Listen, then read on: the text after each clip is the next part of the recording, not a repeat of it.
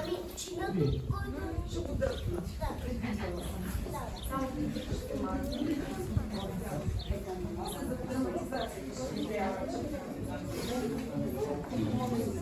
Първи клас не могат да четат, а само сричат. Така се водено за кратък срок и ние ще пораснем, а тогава възможно е големите урок учетене от нас да получават. Казваме с първен клас. Хубаво е първи клас. Всяко нещо най-прекрасно се нарича първокласно. Големите шегуват се с нас и често първолаци ни наричат. С смешка казват тези първи клас не могат да четат, а само сричат. Както с гласове растем, растем приятелството помежду ни. Заедно се учим всеки ден, от буквите да правим думи. Казваме с пълен глас. Хубаво е в първи клас.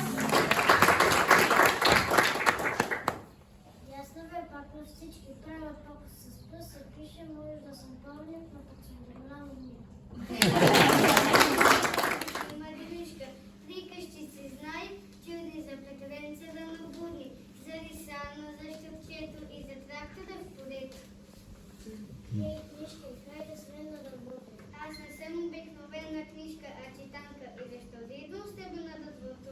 Защото вече си моя. А можеш и да четеш? Не мога. А можеш и да пишеш? Не мога. А приказки обичаш ли? Обичам само въпросен език. Тогава не съм твоя книжка. Ей, книжки, скъси, ти сме в колата. Защо? Защото вече си моя. А можеш и да четеш? Не мога. А можеш и да пишеш? Не мога. А приказки обичаш ли? Обичам само въпросите. Тогава не съм твоя книжка. О, кой ли е тази хубава книжка? Аз не съм обикновена книжка, наричам се читанка. Аз ще отида само при този, който може да чете. Тогава си моля. Аз съм вече грамотен и книжките чета сам.